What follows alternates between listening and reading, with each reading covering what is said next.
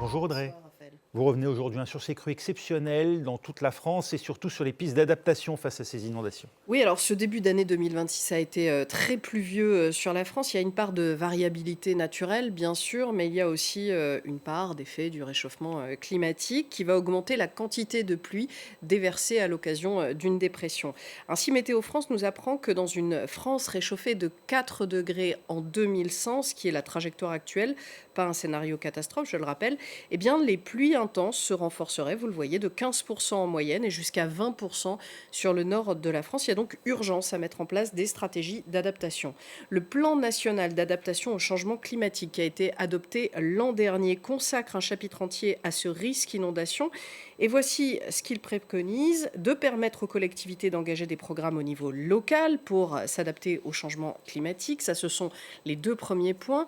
De faire attention aux zones proches du littoral qui sont prises en tenaille entre la montée des eaux et les crues des fleuves qui dévalent jusqu'à la mer. D'entretenir les cours d'eau. Alors, on a bien entendu les critiques des riverains de la Garonne qui estiment qu'on ne drague plus suffisamment le fleuve et que donc il déborde plus facilement. Et surtout, préparer les Français à l'augmentation des risques liés au changement climatique. Ça, qu'est-ce que ça veut dire? Eh bien déjà, par exemple, de ne pas acheter une maison dans une zone inondable parce qu'avec le réchauffement climatique, eh bien une zone inondable sera inondée à l'avenir, c'est une certitude. Mais vous voyez comme ça, avec moi, que tout ça est assez peu concret. Alors que peut-on faire tout de suite pour se prémunir du risque d'inondation, Audrey? Eh bien, le problème, c'est que les stratégies d'adaptation sont des stratégies au long cours. Il n'y a pas, là, dans l'urgence d'adaptation possible. On va parler plutôt d'évacuation, d'indemnisation, absolument pas de stratégie d'adaptation. Sur le long cours, donc pour s'adapter à cette eau qui va tomber de plus en plus drue du ciel, il faut déjà qu'elle ruisselle moins rapidement. Pour ça, il faut deux choses: la freiner et aider à son absorption dans les sols.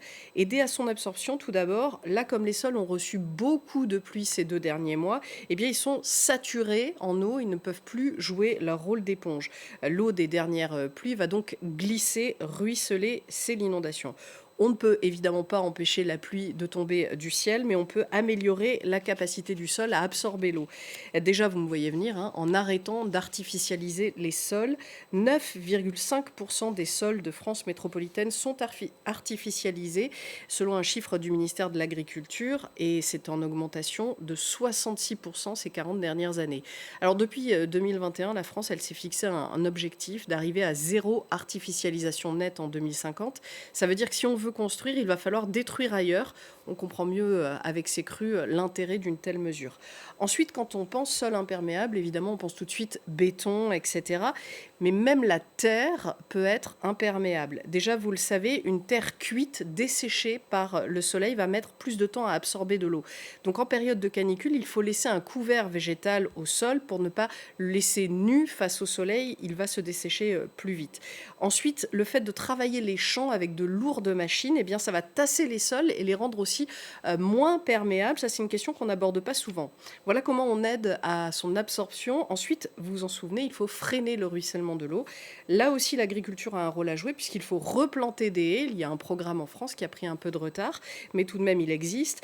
Et ensuite, je vous en avais parlé, on a beaucoup redressé les cours d'eau afin qu'ils traversent les villes et les villages en ligne droite. Ça, évidemment, en cas de crue, c'est pas une bonne idée parce qu'une eau qui serpente, c'est une eau qui ruisselle moins vite. Voilà pour ces préconisations. Évidemment, ça ne se fera pas en l'espace de quelques mois. J'en ai parlé avec l'hydrologue Agnès Ducharne. Écoutez-la.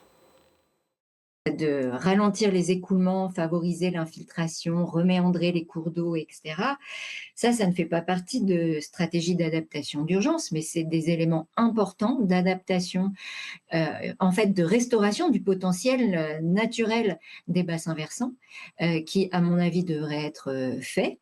Mais évidemment, c'est plus facile à dire qu'à faire parce que ça signifie supprimer des parkings, supprimer des routes, changer des formes de parcelles agricoles, etc., etc. Donc c'est loin d'être facile. C'est aussi de ne pas construire en zone inondable. Ces zones inondables sont bien localisées en France, mais on continue à accorder des permis de construire dans ces zones-là, ce qui est une très très très mauvaise idée, tout le monde le comprend bien. Alors toutes ces mesures d'adaptation, pour terminer, elles ne pourront pas empêcher ces événements de plus en plus extrêmes de se produire. Et c'est pour ça que les scientifiques nous alertent, parce qu'il faut tout faire pour limiter le réchauffement climatique. Merci Audrey, c'était élémentaire avec Audrey Racine.